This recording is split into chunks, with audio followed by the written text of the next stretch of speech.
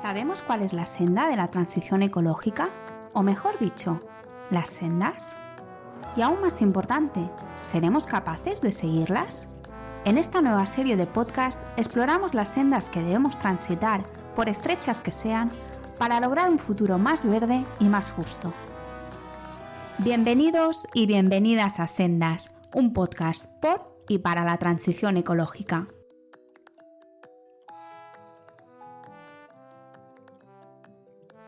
Buenos días, buenas tardes o buenas noches. Soy Pablo Rodríguez Ros y hoy tenemos con nosotros en Sendas a Javier Martínez. Javi para los amigos, ha sido periodista en el medio de comunicación Infolibre. Concretamente, ha cubierto asuntos relacionados con la energía, la crisis climática, el medio ambiente y la salud pública, especialmente en los últimos tiempos el COVID. Javier indica que no es objetivo, ya que tiene perspectiva de clase. Hola Javi, ¿qué tal? Hola Pablo, ¿qué tal? Encantado de estar aquí contigo, un placer absoluto. Bueno, a ver cómo salimos de esta, ¿no? Que tú venías con ganas. A ver, bueno, Sí. lo primero, ya hicimos un episodio de comunicación con Isabel Moreno.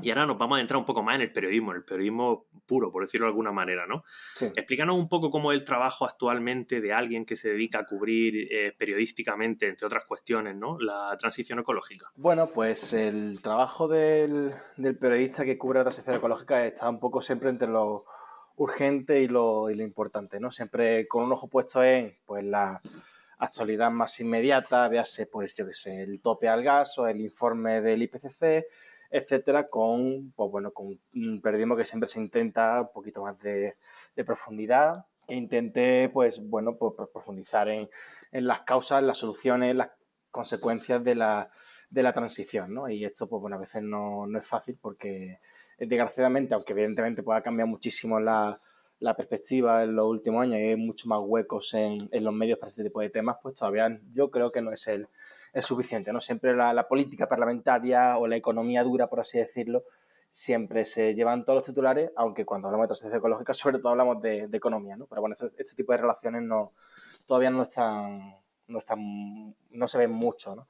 Y entonces, bueno, un poco pues la pelea por hacerse un hueco, la pelea por intentar profundizar en los asuntos y la pelea por explicarlo bien. Vamos, yo he estado muchos años corriendo este tipo de temas y además, bueno, pues he notado cómo cada vez hay mucho más interés de los lectores y de los editores para cada vez dar más espacio, pero bueno, hay un montón por hacer. Una cosa, bueno, que has dejado un poco entrever, ¿no?, Uh-huh. en tu explicación, es que una cosa que está bastante clara es que, bueno, no solo valen los datos para convencer, tanto en transición ecológica como en temas de salud pública, con el COVID lo hemos visto, ¿no? Y se suele decir, ¿no?, que dato mata relato, pero a veces pues puede ser que dato no mate relato, como tú me comentabas antes de grabar. ¿Qué solución se le puede dar a esto en la cuestión de la transición ecológica desde el periodismo? Si solamente con los datos no vale. A ver, yo creo que la comunicación del ecologismo y de la crisis climática ha cometido un error que no es nuevo ni es poco común, pero que en este momento de la película es bastante dañino. Me explico.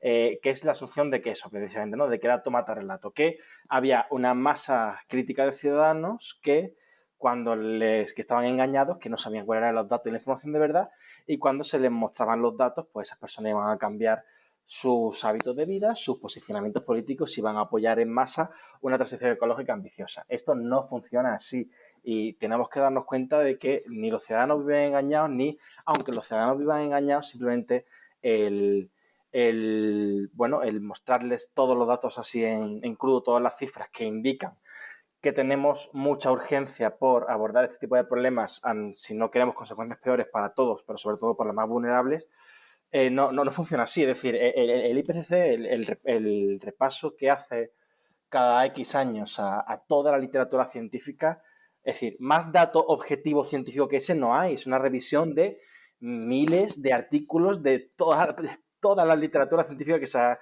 escrito sobre esto y aún así no está funcionando. Entonces, si datos no mata relato, tenemos que crear un relato. Y creo que el periodismo climático medioambiental tiene que acompañar a la comunicación climática y medioambiental a la hora de hacer un relato que mate el discurso del sacrificio que hemos mantenido tanto tiempo, de hay que esforzarse y tenemos que poner todo nuestro granito de arena, y que hay un relato por el cual la transición ecológica es beneficiosa para todos, y sobre todo para las mayorías sociales, que son los más pobres. Por ejemplo, combatir el cambio climático en las ciudades es una cuestión de vivir mejor, porque se peatonalizan calles, se gana espacio para vivir, se gana espacio para compartir, para estar en común. Poner una piscina en tu barrio es acción climática también, es mejorarte la vida. La acción climática es trabajar 4 días, que simplemente tener más tiempo para ser feliz y para dedicarnos a lo que realmente queremos hacer en nuestra vida y nuestro paso por el mundo, etcétera. Entonces yo creo que la solución tiene que estar, y he enfocado mi labor profesional en los últimos años a eso, a explicar que si se hace bien, evidentemente, y si se es lo suficientemente ambicioso, la transición ecológica es muy beneficiosa y puede crear nuevas oportunidades donde no las hay. Estoy seguro de que la transición ecológica va a traer, por ejemplo, aunque cueste verlo ahora, pues más soluciones que problemas a todas las cuencas mineras y todos los territorios que aún siguen sufriendo la desindustrialización y el fin, por así decirlo, de la cultura y de la economía de los combustibles fósiles, ¿no? Y creo que va a ser beneficioso. Lo que pasa es que estamos ahora mismo en un punto histórico, como decía Gramsci, de que lo viejo no acaba de morir y lo nuevo no acaba de nacer.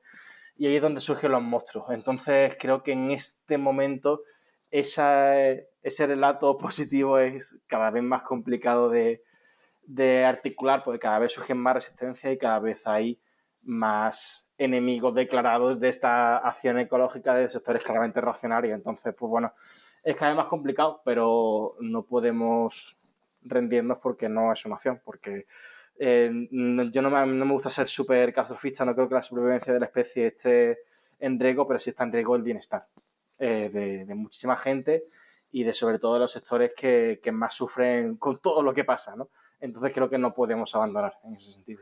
Claro, hay una cosa que los que estamos en este mundillo, ¿no? Lo tenemos bastante claro, ¿no? Que es que, bueno, el cambio climático, la contaminación, la crisis de la biodiversidad, las enfermedades emergentes, etcétera, etcétera, son hechos científicos, son sucesos que la ciencia ha constatado, procesos que la ciencia ha constatado, etcétera. No obstante, la transición ecológica, que al fin y al cabo no es otra cosa que cómo afrontamos todo eso que acabo de decir, es un asunto puramente político. Y yo creo que aquí había un problema desde el punto de vista de la comunicación y seguramente más concretamente del periodismo, de no explicarlo de esta manera, ¿no? Bueno, muchas veces una de dos. Ahora se habla de polarización en cuanto a este tema, pero es que muchos años se ha estado diciendo que estas cosas eran una cuestión puramente científica y no lo es, ¿no? En esta línea, al igual que en la política, existen diferentes maneras de afrontar la transición ecológica, o mejor dicho, ojalá existieran diferentes maneras, porque hay algunas entidades a nivel político que todavía no se han puesto por la labor y otras que han llegado tardísimo. De hecho, hay algunos que incluso lo niegan, ¿no? Que sea necesario. Yo te quería preguntar si tú crees que en el periodismo existen determinadas cabeceras en contra de la transición ecológica o ecosocial, o más que en contra, que intenten excluir esta parte política que al fin y al cabo es la raíz bueno, el meollo de la cuestión. Sí, es decir, yo creo que ahora mismo, en el momento histórico en el que estamos, negar la raíz política de la transición ecológica es una forma soft y una forma suave de negacionismo. Es decir, es no querer ver la realidad, porque, digamos, la política al final es el arte de construir el colectivo y, evidentemente, esto necesita soluciones a nivel colectivo, no a nivel individual. En el momento en que se necesitan soluciones a nivel colectivo, es política. Y si no lo quieres ver, es que yo creo que la gente que niega el carácter político a algo es porque realmente lo que defiende es el statu quo político actual, ¿no? Que no cambie nada para que yo siga igual, pero eso también es política. Defender el statu quo y defender el estado actual de las cosas es política. Si existen determinadas cabeceras en contra de la transición ecológica, bueno, creo que hay determinadas cabeceras que están siguiendo este camino, que para mí también es política contra la transición ecológica, que es considerar esto un asunto menor y relegarlo a la sección de medio ambiente, hacer piezas para cubrir un poco la cuota verde y quedar bien ante accionistas e inversores. Eso yo diría que es mayoría, pero también está habiendo, digamos, un movimiento político que tiene determinadas cabeceras como aliadas, que consideran la lucha contra el cambio climático algo que está, digamos, impuesto por las élites para, digamos, perjudicar al hombre blanco hetero de clase media y que están en peligro, y, ¿no? Y como hacerse las víctimas cuando realmente los Van que contra tienen, mí, van contra claro, mí. efectivamente, van contra mí, y realmente los que tienen todos los privilegios y tienen todo el viento de cara en esta sociedad son ellos, ¿no? Entonces está viendo ahora mismo, digamos que hemos pasado, yo creo, en los últimos años de un cierto pasotismo, incluso ridiculización del movimiento climático, a una acción activa en contra del cambio de la acción climática, porque, bueno, pues hemos vivido a partir de, sobre todo 2018-2019, una gran eclosión del movimiento climático juvenil, cada vez más instituciones y más empresas, porque las empresas no son tontas y saben lo que se les viene, están apostando e invirtiendo y creando relatos sobre esto, porque la gente que tiene dinero en este país y en este mundo saben que por mucho que quiera mantener el statu quo no va a ser posible mantenerlo, o sea, que es una cosa de números, una cosa, un límite físico. Entonces, pues bueno, están creando este relato absolutamente reaccionario y muy cercano a todo lo que hizo Trump en América, todo lo que hacen las derechas alternativas, entre comillas, en Estados Unidos y en otros países de Europa, que es considerarse ellos las víctimas, inventarse una conspiración de las élites para perjudicarles y pasar a la ofensiva. Y esto lo estamos viendo en varios medios. Hace poco pues salía un columnista de The Objective, que no se sabe muy bien su nombre, dando datos en teoría que afirmaban que ni la contaminación atmosférica es un problema, ni, bueno, no muere tanta gente, que el cambio climático realmente no es un problema porque generará más oportunidades que problemas, pues con una técnica que tú conocieras, Pablo, que es el cherry picking de manual, ¿no? Coger 3 o 4 datos que por casualidad te dan la razón e ignorar las 2000 páginas de bibliografía de todo el mundo que te vienen en cada informe del IPCC.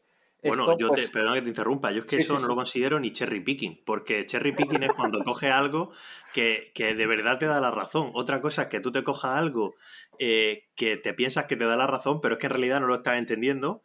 Claro. Y, o sea, es que no es ni cherry picking, directamente Es es soltar una ridículo, trola. O sea, sí, sí, sí, es ridículo, pero es útil porque les da a ciertos personajes contra la acción climática como una aura de respetabilidad en el cual, no, mira, yo es que no, ¿sabes? Como que este tipo de conspiranoias suelen estar mal vistas porque dices, vaya chalao, ¿no? Que no se quiere poner la vacuna del COVID porque tiene grafeno y va a poner un chip. Pero no, lo que se están haciendo es, en teoría, pues para convencerse ellos mismos, creándose un relato y de los datos me dan la razón, y esto no es una cosa que me haya inventado, sino que es también la verdad que nos ocultan, y así darle una hora de respetabilidad a lo que es pues ser un reaccionario y estar en contra de una acción climática que no solamente es necesaria, sino que es vital para mantener el bienestar, que es lo que te he dicho. Entonces, bueno, pues hay determinados periódicos y determinadas cabeceras que todo el mundo que sabe más o menos cuáles son y por dónde sopla el viento, que no solamente están, yo te digo, en este pasotismo de no considerar esto nada importante, sino que están en una cruzada en contra. Y esto es peligroso. Y también pasa en el feminismo, también pasa con determinadas corrientes progresistas, y estamos, pues, como te decía antes, en un momento histórico muy delicado, muy delicado. claro, yo respecto a esto último que comentabas, ¿no? Que hay como una visión, ¿no? Conspiranoica, o que se intenta imponer una visión conspiranoica de esta situación. Claro, eso yo a veces, no sé cómo lo ves tú, pero mi percepción es que yo a veces, incluso dentro de algunos movimientos ambientalistas, ecologistas, pro transición ecosocial, etcétera, etcétera, también existe esa visión, ¿no? Tradicionalmente, ¿no? Como que es que hay una élite que están contaminando, estoy hablando de una manera muy banal, pero hay Sí, unas sí, sí. élites que están contaminando el mundo y no nos dejan evitarlo y no podemos saber quiénes son, ¿no? Y ahora es como que esta otra gente que uno podría pensar que están exactamente en el otro lado de la Sí, lucha, por llamarlo de alguna manera, sí. utilizan exactamente, o al menos no exactamente, ¿no? Pero un lenguaje muy parecido, ¿no? Y yo creo que a veces se forma un contubernio bastante curioso, que a veces lo vemos, por ejemplo, ¿no? Con algunos conflictos como el despliegue de renovables en el territorio, ¿no? Que ves gente que se pone de acuerdo, Ya. que luego habla individualmente con ellos y son gente que están totalmente opuestas en todo, excepto en a lo mejor una cierta visión conspiranoica de la realidad. No sé qué piensas tú de esto o si es que yo me A ver, estoy aquí... yo lo que pienso es que la crisis climática es un follón y que probablemente pues conlleva cambios en el modelo productivo y en lo que entendemos como el bienestar de las sociedades capitalistas que son incómodas de asumir, incómodas de aceptar por la magnitud del desafío, por lo que implican en nuestra vida diaria. Entonces, hay soluciones fáciles, que una es decir, esto no existe y se lo está inventando Pedro Sánchez, y otra solución fácil que es, esto es culpa de los ricos y hasta que no llegue una revolución que en teoría defiendo, pero que no hago nada porque llegue, pues yo no puedo hacer nada, ¿no? Entonces, además, esa segunda visión es como muy cómoda porque me pongo en el papel de víctima, ¿no? Como que yo no puedo hacer nada y son ricos que tienen jets privados y seamos serios. Es decir, evidentemente, las grandes élites, por así decirlo, económicas, financieras y políticas, tienen más responsabilidades que yo, Javier Martín, eso está claro. Y que evidentemente ningún cambio estructural puede dejarlo fuera. Desde el punto de vista individual, no se soluciona nada. Pero hay que entender que los grandes cambios colectivos que se necesitan, estructurales, que probablemente le empeoren la cosa a un gran directivo, también tendrán consecuencias en nuestra manera de vivir. No podemos, de repente, que desaparezcan los ricos y a la vez seguir manteniendo pues, el consumo de carne, o seguir cogiendo el coche cada 2x3, o seguir usando y tirando ropa, porque nuestros hábitos de consumo están íntimamente ligados con ese modelo estructural productivo que se supone que hacen los ricos, ¿no? Entonces, al final, pues es decir, no podemos ni asumir que los, que los ricos que lo hagan todo y ya está, y yo no hago nada, ni tampoco, evidentemente, el punto contrario de, chicos, si todos ponemos nuestro granito de arena, lo solucionaremos, ¿no? Sin cambiar en ningún momento el statu quo económico y político. Entonces yo creo que se juntan porque son dos relatos fáciles que consuelan ante una realidad complejísima, dolorosa y muy incómoda. Sí, yo siempre digo, ante esta diatriba que tú planteas, bueno, estas dos posiciones, yo siempre digo que es una falsa dicotomía de manual. O Claro, sea, sí, sí. es que de base es una falsa dicotomía que se utiliza precisamente para dividir la acción, bajo mi punto de vista, ¿no? Porque es como, bueno, el otro día veía que el propio Pablo Iglesias, ¿no? Decía un alegato en Twitter que era un poco eso que tú estás diciendo, ¿no? Bueno, mientras los ricos no sé qué, no sé cuánto, es que más da que tú no te duches 3 veces, una vez al día, ¿no? Como diciendo, y claro, me No, parece como una pero cosa... es que yo quiero que los ricos tomen su parte, pero también asumir Claro, que ese, digamos que si el rico, por así decirlo, se le quita su chollo, su negocio, eso va a tener consecuencias directas en mis hábitos de consumo. Es decir, ya no es que tenga que hacerse una cosa o la otra, es que probablemente tendrá que hacerse las dos porque haya una relación directa entre las dos. Es decir, que yo vaya al supermercado y pueda escoger lo que escoja y demás, es lo que está generando grandes ingresos y grandes beneficios en las cuentas de unos pocos. Se cae uno, cae lo otro y viceversa. Entonces, como que, bueno, pues sí, es el discurso pues que la gente muchas veces quiere escuchar, pero que no es cierto, no va por ahí los tiros. pero fíjate que, por ejemplo, un tema que me toca a mí de cerca, que es el Mar Menor, en el Mar Menor ha pasado una cosa bastante semejante, que cuando mucha gente se ha puesto alerta, ha sido cuando los consumidores, sobre todo en el norte de Europa, de grandes cadenas comerciales, bueno, los consumidores y grandes cadenas comerciales preocupadas por lo que iban a pensar sus consumidores, han empezado a decir, oye, que aquí estáis destrozando un ecosistema y como lo sigáis destrozando, no os vamos a comprar más productos, ¿no? Uh-huh. Y yo con respecto a las acciones individuales, es que yo creo que se asume que las acciones individuales son individualistas y yo creo que las acciones individuales no son individualistas. Obviamente son muchas veces multiplican y son parte de la solución ineludible. Otra cosa es que solo con las acciones individuales se pueda solucionar todo, que quien piense eso pues es bastante absurdo, ¿no? Y luego hay una tercera vía, que no sé cómo la has visto tú desde el periodismo, pero yo al menos desde la investigación científica la he visto mucho Uh-huh. y a mí me molesta muchísimo Sí.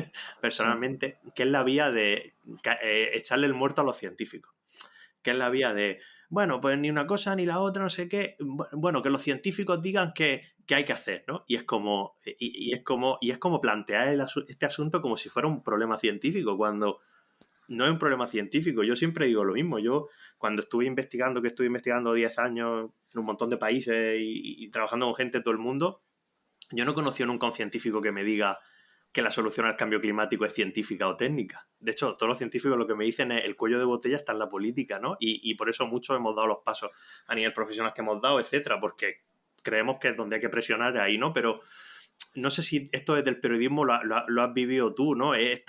Porque también es una excusa muy fácil, desde el punto de vista comunicativo o desde el punto de vista, ¿no?, del periodismo, a veces decir, bueno, a ver qué dicen los científicos, ¿cómo solucionamos esto, no?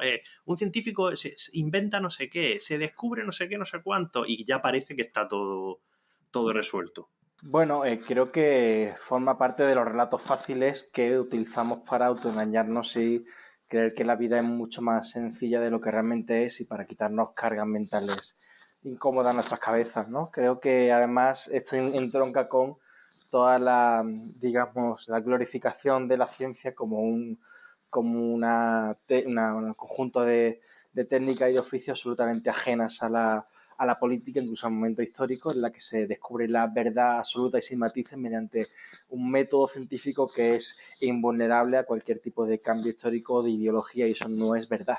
No es verdad, la ideología y la política lo entroncan todo. Entonces, no hay una solución científica, porque además es que la ciencia lleva diciendo más o menos lo mismo sobre la crisis climática en los últimos 20 años. Y sabemos lo que hay que hacer y sabemos cuáles son los gases emisores principales y cómo y digamos, evitarlos y cuál es lo que tiene que cambiar. Lo que pasa es que políticamente es complejo porque hay muchos intereses económicos, porque hay intereses comerciales, porque hay intereses en el mantenimiento del nivel de vida de ciertas élites, ciertos privilegios, ciertos negocios que, si nos ponemos a ello, dejarían de ser rentables, y mucho cortoplacismo y mucha cobardía. Todo esto no es ciencia, eso es política. Entonces, creo que ese relato efectivamente no solamente es falso, sino que es fácil, ¿no? También pasa mucho, esto no tiene nada que ver, pero pasa mucho con la Unión Europea y su brazo ejecutivo, con la Comisión Europea, que cada vez que utilizamos a la Comisión Europea, ¿no?, como validador de nuestros prejuicios iniciales, ¿no? La Comisión Europea dice, es que la Comisión Europea, como si la Comisión Europea no fuera política, como si la Comisión Europea no tuviera intereses, no tuviera ideología, y solamente decimos que la Comisión Europea dice cuando nos da la razón, ¿no? Y esto también pasa mucho con la ciencia. Es que utilizamos mucho el argumento fácil de es que la ciencia dice, es que la ciencia deja de decir, y da igual que la ciencia lo diga. La ciencia lo dice de hace 20 años y no sirve absolutamente para nada. Hay que buscarse otro argumento porque no está funcionando. Ya sabemos lo que la ciencia dice. Vale, ¿cómo vas a mejorar la vida? ¿Cómo vamos a hacer que esto sea abordable y a la vez que podamos cumplir con los tiempos? Eso requiere otro tipo de respuestas, pues bueno, más complicadas de lo que hemos estado argumentando hasta ahora. Sí, en esta línea que justo comentas ahora, a mí me parece que es un poco la misma metáfora, bueno, de la peli esta del Don't Look Up, ¿no?, que salió. Sí. Y bueno, que es una peli que es gracioso porque cada uno lo ha entendido de una manera, ¿no? Que cada persona parece que ha sacado una reflexión diferente, pero desde el punto de vista científico, la lección para mí, y esta es mi opinión personal, es que hay un científico, ¿no?, que intenta vender que la solución es científica al problema, ¿no? Y está casi toda la película, ¿no?, que es Leonardo DiCaprio, casi toda la película en ese papel, ¿no? Va a los platos de televisión a explicarlo todo. Quiero decir que hay muchos científicos que luego se ven en esa situación y se gustan. Y van ahí como el gurú, el oráculo, y él sí, porque se puede hacer esto, pero tranquilo, bueno, pero ya veremos, pero no olvides que hay que actuar, etcétera, etcétera, no sé qué. ¿Y qué es lo que pasa al final de la película? Pues que Leonardo DiCaprio se da cuenta de que el problema no es científico, de que él mismo está siendo parte del problema, porque está validando un status quo, está validando el no hacer nada, y al final el que acaba haciendo política, no política institucional, pero montan una campaña política con la estudiante de doctorado, que por cierto, la estudiante de doctorado es la que descubre el meteorito y no se lleva prácticamente ningún crédito, ¿no? Pero eso sería otro tema. Y se dan cuenta de eso, ¿no? Que dicen, oye, es que aquí el problema no somos nosotros, pero es que la solución tampoco somos nosotros los que tienen que hacer cosas, ¿no? Y otra moraleja, en la misma línea que yo saco, es que siempre hay un gurú más grande, ¿no? Entonces, claro, en la misma película, que cuando él se da cuenta que esto no es la solución y él se enfada, pues ya digamos que los propios medios de comunicación y tal lo apartan, ya no lo llaman, ya él incluso una novia que se había echado, pues ya lo deja con ella, no sé qué, pero siempre queda, ¿no?, el gran líder tecnológico que se ha montado ahí 80 satélites y 80 drones que no sé qué, que van a reventar el meteorito, y ese sí que es el que nos va a salvar, ¿no? Es como que siempre hay un gurú más grande, ¿no? También. Claro, pero es que siempre, a ver, es que la ciencia también, este discurso de la ciencia dice y la ciencia hace y hay que escuchar a la ciencia, sirve para la gente que tiene un vínculo con la ciencia para reafirmarse, para inflar su ego y para tener, o sea, irse a la cama contentísimo porque tiene razón. Y simplemente se cree que es una cosa de, ¿no?, de abrir los ojos, que es una metáfora que se ha utilizado mucho, abrir los ojos y despertar ante la verdad que te estoy diciendo. Es decir, da igual, es decir, hay mucha gente, y esto, los fact-checkers y la gente que se encarga de debatir, digamos, combatir la desinformación, sabe que hay determinado punto en el cual los datos objetivos no sirven de nada porque las creencias, los prejuicios, las tradiciones, los modos de vida y cosas mucho más profundas son lo que implican. ¿Y eso cómo se combate? Con política, con construcción de hegemonía, con discursos, con activismo, con militancia, no con la verdad revelada ante los ojos de los pobres pastores. Es que no funciona así. Entonces creo que hay, bueno, esto pasa en el abordaje de la crisis climática en otros muchos ámbitos, en los cuales se toma un discurso y se hacen ciertas acciones no por realmente una intención de cambiar las cosas, sino para inflar la autopercepción de uno mismo, porque al final todas estas cosas generan capital social, generan dopamina, generan reconocimiento, generan visibilidad y eso engancha un montón. Y creo que esto también tenemos que tenerlo presente en todos los movimientos que surjan a partir de ahora o que estén establecidos, que el ego es un peligroso enemigo de lo común y de la política. Yo con un amigo mío, Félix, que vino al primer episodio, siempre Sí. decimos de broma que cada lucha es susceptible de generar su propio Spirimán. No sé si sabes, el Spirimán, este tío que además Sí, es sí, de Granada, ¿no? lo sé, lo conozco de Que es cerca. es que lo conoces de cerca, ¿no? Bueno, Sí, sí, pues cada lucha es susceptible de generar personajes de este tipo, ¿no? Y yo en cada lucha efectivamente.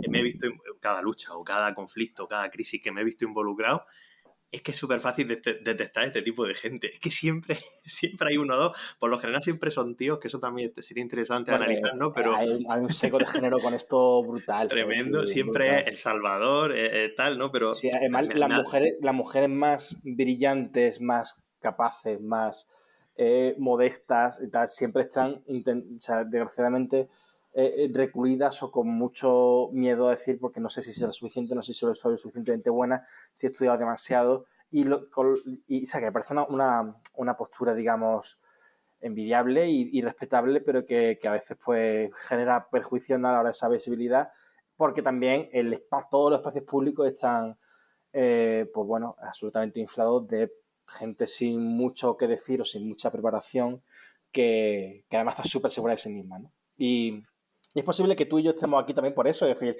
nadie se salva, claro, nadie se salva de ese seco de género. Yo también soy consciente de que yo muchas veces parte de mi seguridad o de mi tal está sustentada por un sistema patriarcal que me permite tener seguridad de sí mismo porque nunca se me cuestiona, ¿sabes? Porque todo el sí, mundo sí. me escucha cuando tengo que decir algo y eso es problemático también. Yo, bueno, es algo que he intentado también combatir desde el ejercicio del periodismo, pero sí, los charlatanes siempre son tíos, o sea, es una cosa evidente. Sí, sí. Ese podría ser el título del podcast, los charlatanes siempre son tíos, y ya lo Pues sí, dejamos aquí. No, bueno, pero volviendo un poco al tema de ciencia política, hay una cosa que sí, critico mucho, y con la transición ecológica también, pero también con otros asuntos, como te decía antes, como el Mar Menor, el que yo estoy más involucrado a nivel profesional e incluso personal y sentimental, sí. es que se habla mucho, se critica mucho a la política o se critica mucho a veces a la ciencia, pero se habla pocas veces de los límites que tiene la ciencia y los límites que tiene la política. Ajá. ¿Con esto qué quiero decir? Quiero decir que, por ejemplo, hay mucha gente que dice, no, es que las decisiones tienen que estar basadas en la ciencia. Y tú dices, bueno, cuando lo ves desde dentro o cuando te enfrentas a problemas reales, es que, por ejemplo, muchas veces no hay evidencia científica suficiente. Otras Uh-huh. muchas veces es imposible que haya evidencia científica directamente, porque son cuestiones que no dependen de la ciencia.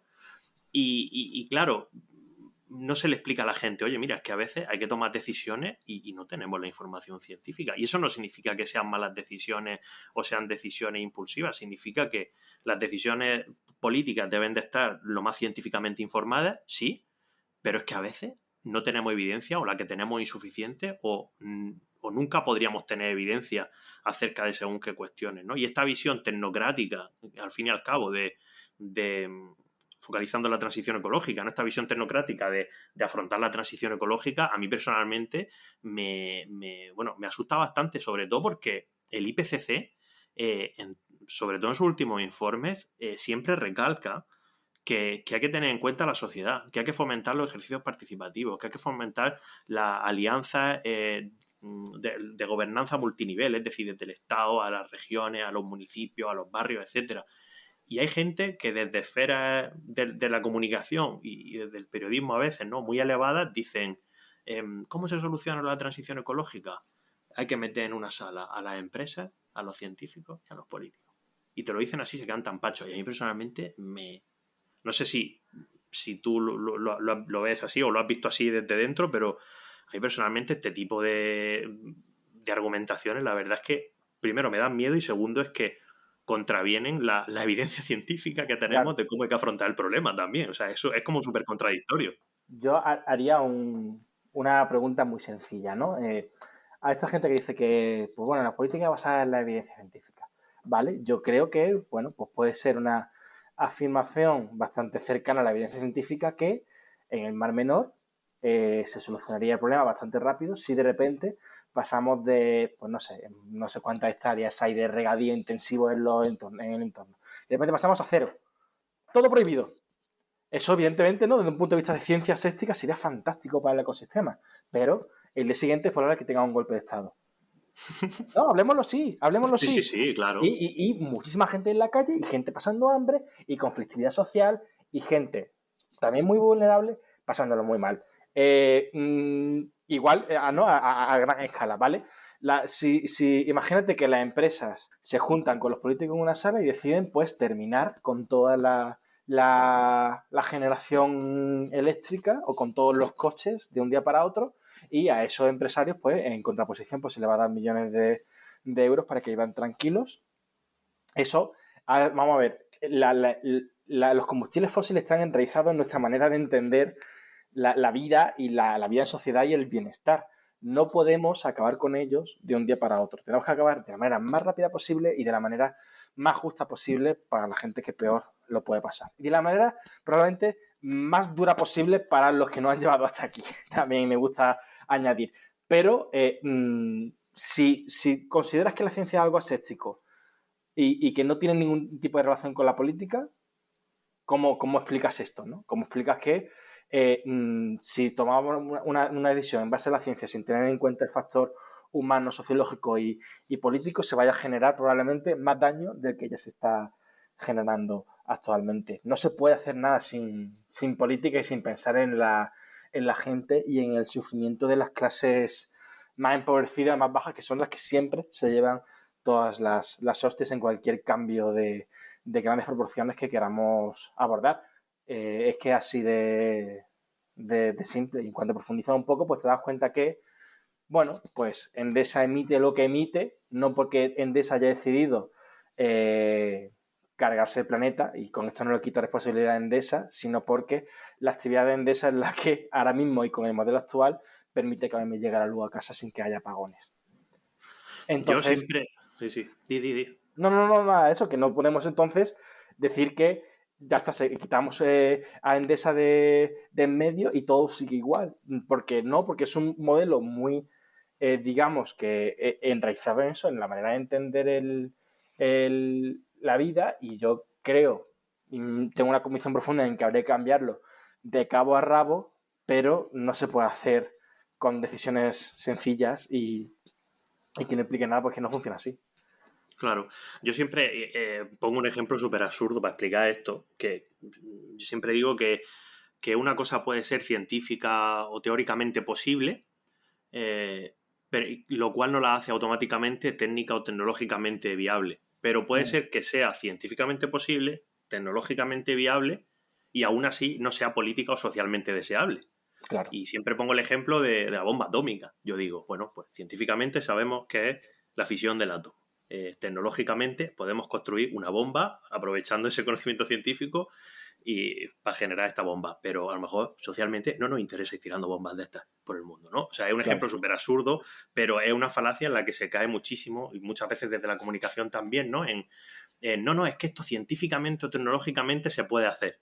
Y dices tú, bueno, vale, pero es que esto se puede hacer, no significa que esto no vaya a tener unas consecuencias sociales o políticas que al fin y al cabo también nos van a acabar impactando a todos, ¿no? Y es un poco, viene de eso que tú decías, ¿no? De esta visión mesiánica de la ciencia, de la verdad revelada, etcétera, etcétera, que yo creo que también hay que evitar bastante. Y cambiando un poco de tema, Sí. hace unos episodios, cuando Isabel Moreno estuvo aquí, nos comentaba que, bueno, ella es presentadora en televisión española y tiene una audiencia enorme, y decía que cuando empezó a comunicar temas de cambio climático, transición ecológica, se dio cuenta de que ella caía muchas veces en los marcos que le imponían, pues, por ejemplo, los negacionistas, ¿no? Es decir, como que te ponen ahí, ¿no? El cebo y tú enseguida, pues de manera visceral, al final acabas cayendo, ¿no? Y vas cayendo en esos marcos y tú al final cuando intentas rebatir el marco no dejas de estar hablando del marco y al final lo que hace es reforzarlo, ¿no? Tanto es así que ella recomendó leer a Lakoff, ¿vale? Con su famoso libro No piense en un elefante y demás.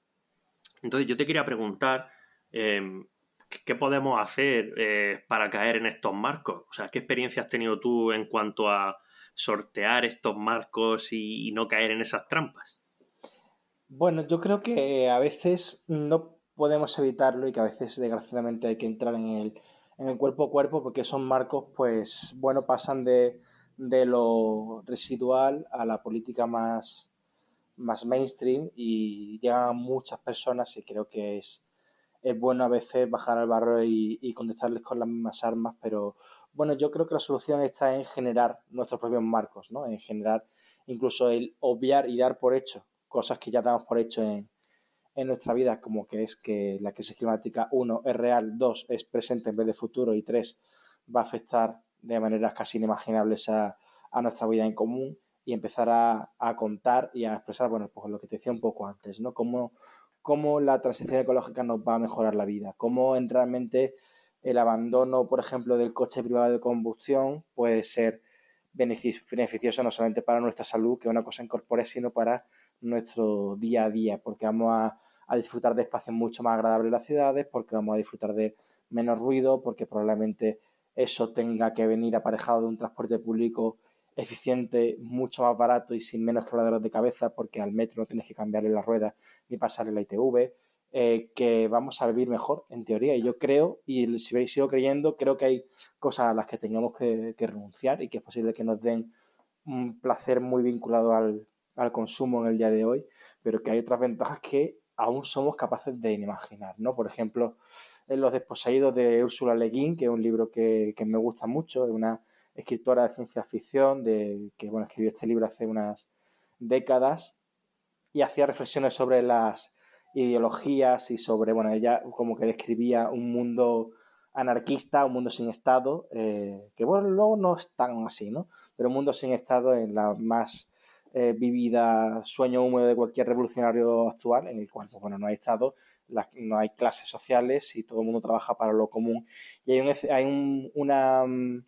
una escena en la que se describe un comedor colectivo de barrio, es decir, no que hay determinados turnos y tú, pues, lo normal es, en vez de cenar en tu casa, ir a cenar al comedor de tu barrio absolutamente gratis y compartir con los vecinos la comida y las experiencias del día a día y en el que nadie se queda sin un plato caliente por la noche. Ese tipo de escenarios que yo creo que son muy vívidos en uno, una solución, un abordaje estructural del problema, somos incapaces de imaginarnos. Nadie habla de comedores colectivos a día de hoy.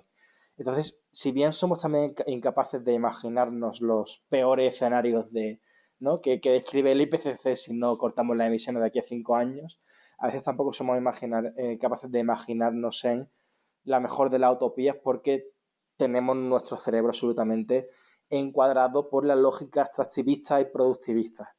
Desde que nacemos y nos sentamos delante del ordenador a ver de la tele a ver los anuncios publicitarios.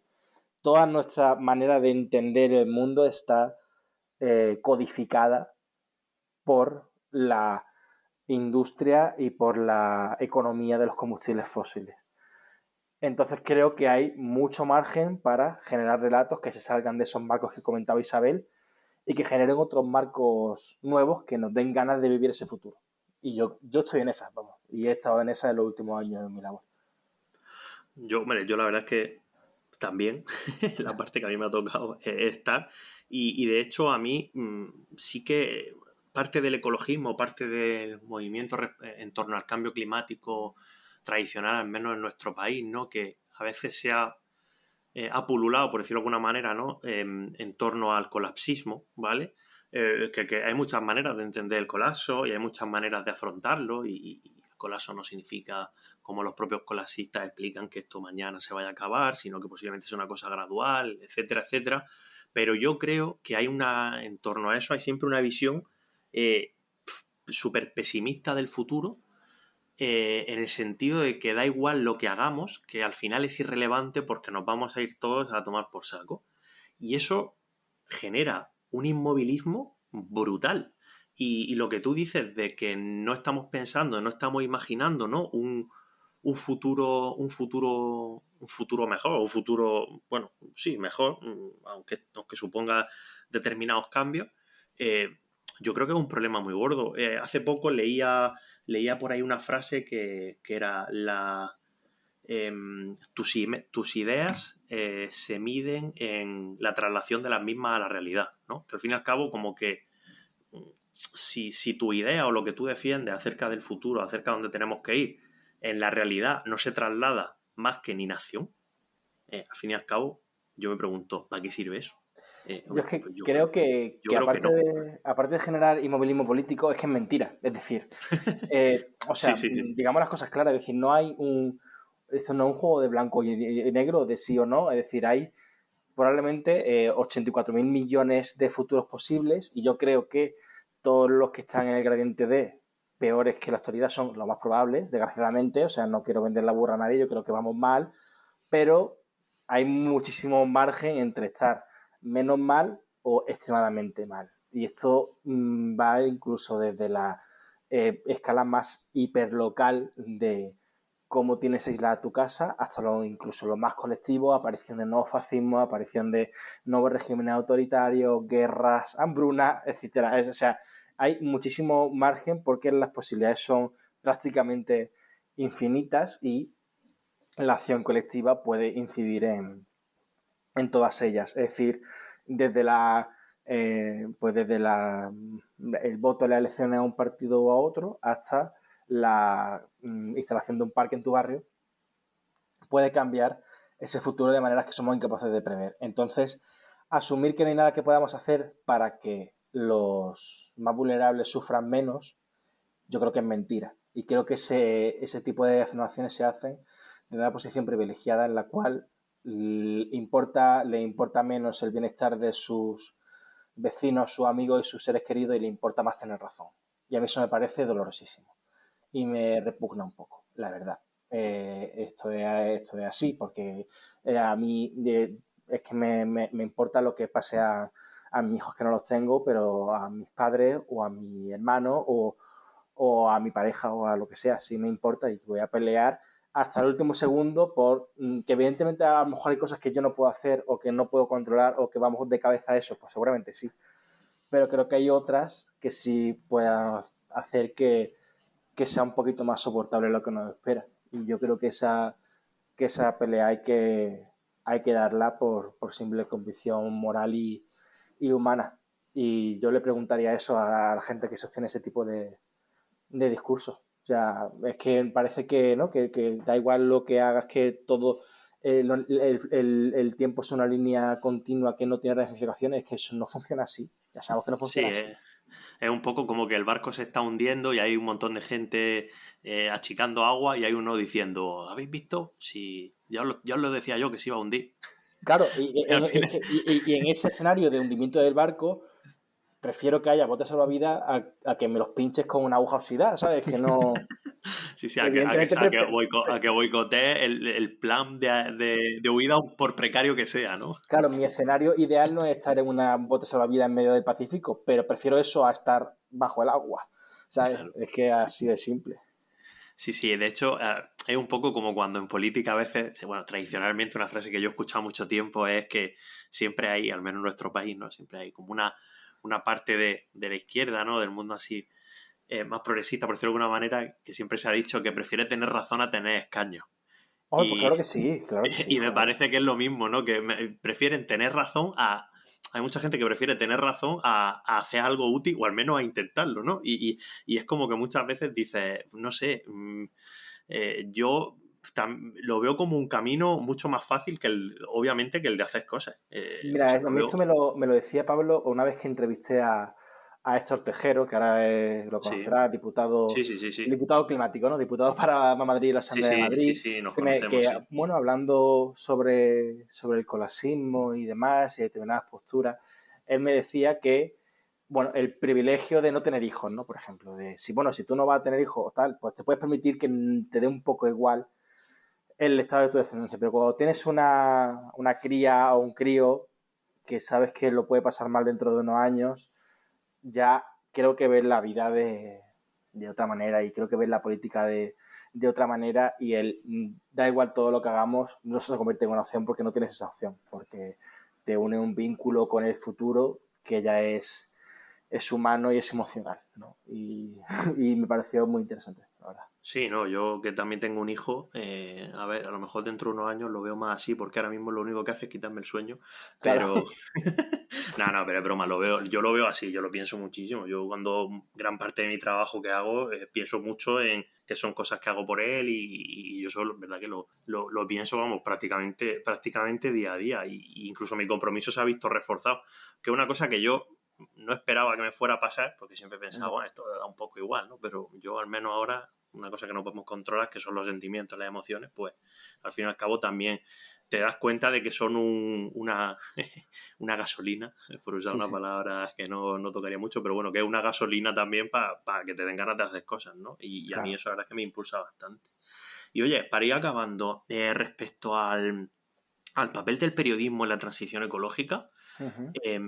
no ahora, sino en el futuro. Es decir, ¿cómo te gustaría a ti que fuera en el sentido de que, mejor dicho, qué cosas cambiarías tú a mejor en el periodismo de la transición ecológica? Ahora bueno, que ya has estado tanto tiempo trabajando en esta cuestión y viviéndolo desde dentro. Además, yo sé que tú has tocado a nivel de cobertura informativa, a nivel de personalidades, has tocado desde digamos, lo más local hasta personalidades bastante elevadas, tanto en la política como en las empresas, etcétera, ¿no?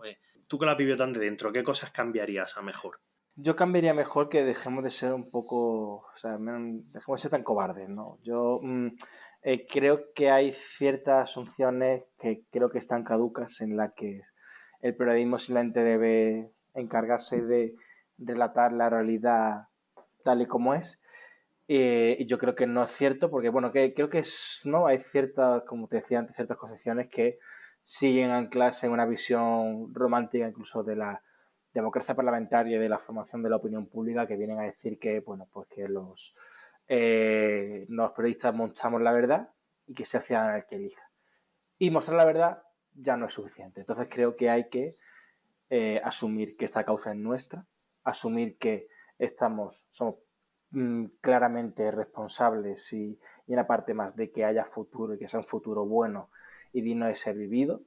Y para eso no hay que ser objetivo, porque creo que la objetividad en tiempos de guerra, como en las que estamos viviendo actualmente, es complicidad con el enemigo, ¿no? Y en ese sentido, me gustaría que los periodistas climáticos asumieran su papel y asumieran un papel activo en la construcción de nuevos relatos, de nuevas identidades y de nuevas herramientas políticas. Y me gustaría que dejemos atrás la visión de que el periodismo tiene que ser objetivo. Yo creo que el periodismo tiene que ser honesto, tiene que ser riguroso, tiene que nunca dar por hecho absolutamente nada. Siempre tiene que hacerse todas las preguntas que sean necesarias, porque muchas veces nos engañan nuestros ojos y nuestras percepciones y nuestros prejuicios y nuestra manera de entender el mundo y podemos ser injustos, pero objetivo no. lo siento mucho, o sea, yo no soy objetivo entre un negacionista del cambio climático y una persona que se lo tome en serio. Entonces, me gustaría que abandonáramos ese punto de vista y que empezáramos a construir cosas de verdad. Y luego también me gustaría que el periodismo de transición ecológica tenga importancia dentro de las redacciones, tenga recursos, tenga tiempo, tenga medios, pueda hacer su trabajo con tranquilidad, llegue a fin de mes y eso es responsabilidad, pues, generalmente de la gente que les paga. Hay otros factores, ¿no? Pero el principal es ese, que se sientan cuidados, respetados, valorados y con tranquilidad y tiempo para hacer sus temas, porque creo que el bienestar de mucha gente depende de su influencia en la opinión pública. Y desgraciadamente creo que no es, digamos, la única solución, creo que es una cosa multifactorial, tenemos que apretar, ¿no? Los periodistas, los activistas, los militantes de todas las organizaciones, de la política institucional, la política fuera de las instituciones, la empresa evidentemente tendrá que hacer su parte, incluso el camarero de la esquina, pero somos parte de ello. Claro, yo, hombre, un poco lo que estás contando, de cierto modo, yo me acuerdo que te pasó a ti, ¿no? Cuando llegó el COVID, yo me acuerdo Sí. que tú decías, hostia, qué ganas tengo de volver a escribir de transición ecológica, de cambio climático, qué ganas tengo de volver a escribir de estas cosas, ¿no? A ver, yo creo que también era un poco inevitable. Es decir, además, estando en una crisis sanitaria como esa, era digamos, un poco frívolo hablar de otros temas. La Sí, verdad, sí, yo lo sí. puedo entender. Y al final la sensibilidad de una sociedad va por donde va y es una cosa obvia. Pero te tengo que decir que se volvió a hablar de medio ambiente y crisis climática bastante pronto. Es decir, en torno a mayo-junio de 2020 ya estamos hablando de que los fondos de recuperación tenían que favorecer, que tiene que ser una recuperación verde, que tenían que aprovechar para dar impulso a determinadas cosas y se volvió un poco a esa senda. O sea que, en fin, ¿Cómo que al se llama final, este podcast? Efectivamente. sí, sí, efectivamente. No, hombre, sí, yo considero que es frívolo, ¿no? Pero, por ejemplo, ahora con el tema de Ucrania, la guerra y tal que está sucediendo, hace unos episodios hablaba con Juanma en el episodio 3 de filosofía Sí. y él decía, ¿no? Que él estudia filosofía del cambio climático y sobre todo está en cambio climático y salud mental, que es Uh-huh. bastante interesante, ¿no? Y una cosa que comentábamos era como que, por ejemplo, había habido bastante propaganda estos últimos meses, ¿no? En algunos países europeos sobre todo, de consume menos energía, no financia a Putin. Sí. Incluso la Agencia Internacional de la Energía sacó un tríptico, ¿no? Que explicaba, bueno, medidas para ahorrar energía, no sé qué, no sé cuánto. Y yo le decía a Juanma, digo, madre mía, es que estas son cosas que, como tú también, Javi, decías al principio, son cosas que habría que hacer por pura salud pública desde hace un montón Sí. de años y parece que las vamos a hacer porque, porque hay una guerra que al final nos está afectando, ¿no? Entonces a veces dices, madre mía, yo no sé cómo concienciamos a la gente, si parece que o sea, le trasladamos la información mal, yo creo, ¿no? Al fin y al cabo, las medidas que se están proponiendo para reducción de energía y tal y cual, es que eran tal cuales las que podía haber propuesto un organismo como el IPCC para mejorar la salud en las ciudades. Yo creo que también las instituciones europeas, porque bueno, muchas de estas recomendaciones de la Agencia Internacional de la Energía fueron recogidas casi en su totalidad por la Comisión Europea en sus paquetes de REPowerEU, etcétera. Creo que lo han utilizado como excusa para vender algo que querían vender desde hace mucho tiempo, que es la reducción del consumo energético, pero que no sabían cómo vender para que fuera políticamente aceptable.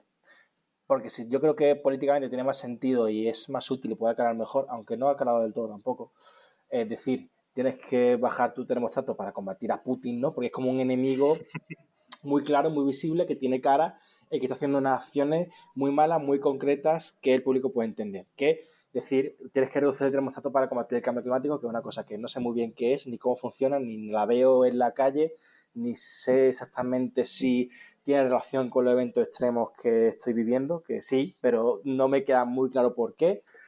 Entonces, que lo han utilizado como excusa. Evidentemente, pues hay digamos, una motivación geoestratégica y geopolítica que tiene poco que ver con el cambio climático, pero creo que desde las instituciones europeas se ha hecho la reflexión de dos por uno, ¿no? De meto este mensaje y de paso meto el otro. Y la verdad es que, bueno, a mí me ha parecido interesante. Lo que pasa es que creo que eso también tiene límites claros porque, digamos, que el ciudadano de a pie recibe muy mal que se le diga que tiene que sacrificarse para, para esto porque ese ciudadano no tiene probablemente culpa de nada de lo que esté sucediendo, ¿no? Entonces, yo creo que determinados sacrificios serán necesarios, pero creo que también estaría bien que se apostara por, bueno, lo que te he dicho ya 84 veces en este podcast, ¿no? Que mejora tu vida en esto y además jódele a Putin y jode el cambio climático. O sea, no sé, parece más interesante y más efectivo. Vale, pues nos quedamos con eso. Y ya para acabar, lo último, Sí. te quería pedir, que bueno, ya he recomendado un libro a lo largo de la conversación, pues si quieres, Uh-huh. vuelve a recomendarlo, pero que nos recomendases algo, un libro o alguna actividad, lo que a ti te apetezca o que consideres interesante en relación a lo que hemos hablado. Yo primero voy a recomendar uno que lo tengo aquí, que no Ajá. sé si tú te lo has leído, que es Contra la charlatanería, que sacó Capitán Swing, que es ser escéptico en un mundo basado en datos, que la verdad Ajá. es que tiene bastante que ver con el cambio climático, con cómo se explican, bueno, con cómo explican muchas de las falacias del cambio climático, ¿no? Y Sí. cómo durante muchos años nos han estado desde determinados lobbies metiendo datos o ideas súper enrevesadas para intentar, pues, primero negar la existencia del cambio climático, luego minimizarla y luego, pues, bueno, lo que llamamos el negacionismo blando, ¿no? Pues proponer soluciones mágicas o llamada a la inacción, etcétera, etcétera. Entonces yo un libro que recomiendo bastante, lo ha editado aquí Capitán Swing y la verdad es que a mí me gustó mucho. Pues yo te voy a hacer dos recomendaciones, aparte de los desposeídos de Ursula Le Guin. Uno es, bueno, seguro que los conoces los dos. Uno es qué hacer en caso de incendio, de Héctor Tejero y Emilio Santiago. Me Si lo tengo ahí parecen, arriba en la estantería. pues mira, dos de las personas que mejor entienden, analizan y dan soluciones contra la crisis climática. Y además el libro está muy bien dividido en una parte de qué está pasando y dos, qué podemos hacer ya para abordarlo. Porque muchas veces en todos los discursos nos olvidamos de una de las dos partes, ¿no? Y creo que han alcanzado un equilibrio interesante entre pragmatismo y radicalismo político, ¿no? Que yo creo que es el equilibrio que hay que alcanzar. Y luego otro libro que es el Green New Deal Global de Jeremy Rifkin, que es un economista estadounidense. Hay determinadas posturas que no, o sea, ideológicamente no comparto, pero sí que pone determinadas propuestas sobre la mesa, sobre todo en todos los capítulos relacionados con la infraestructura en Estados Unidos y cómo debería movilizarse lo público en una especie de mili verde, ¿no? De movimiento de reclutamiento ecológico y de inversión pública masiva para aportar este tipo de soluciones que creo que, bueno, que nos pueden inspirar a la hora de hacer propuestas para nuestros países. Siempre evitando la tentación que tenemos de considerar que todo lo que pasa en Estados Unidos es directamente extrapolable, que esto es un problema, pero creo que sí, eso, que sí puede aportar. Pero si tuviera que leer un solo libro, leería el de Tejero y Santiago, que además son dos personas que piensan mucho y muy bien. Sí, además a Héctor y a Emilio hay que agradecerle en su libro una cosa que yo critico mucho, que todos los libros de, bueno, supongo que tú pensarás lo mismo, que también habrás leído un montón de esto, que todos los libros de cambio climático, yo siempre digo que les sobran las 100 primeras páginas, Ya, porque son todas iguales. O sea, tú te ya. coges cualquier libro de cambio climático, incluso algunos que supuestamente son de llamada a la acción o de llamada a pensar en un futuro mejor, a la política, etcétera, y hay 100 páginas que son iguales, que dices, tú, madre mía, qué pesado, otra vez con lo mismo. Y aparte es como, no lo cuentes porque va a salir el siguiente informe del IPCC y se va a desactualizar. Y entonces Ya, va a tener que reescribirlo, ¿no? Y hay que agradecerle a Emilio y a estos que eso ellos lo hicieron muy bien sí, y que de hecho lo repiten varias veces, si no recuerdo mal algo el libro, de bueno, esto si lo queréis leer, pues ya os lo busquéis por aquí, pero la consecuencia claro, es esta y esto es sobre lo que hay que actuar, ¿no? tal Y la cual. verdad es que es bastante interesante.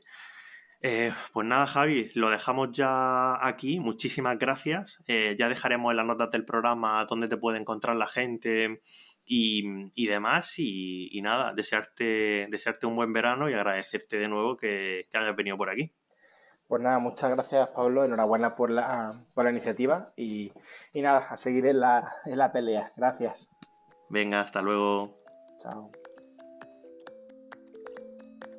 Ya puedes escuchar Sendas en las principales plataformas de podcast y no olvides seguirnos en @sendaspodcast en Twitter e Instagram.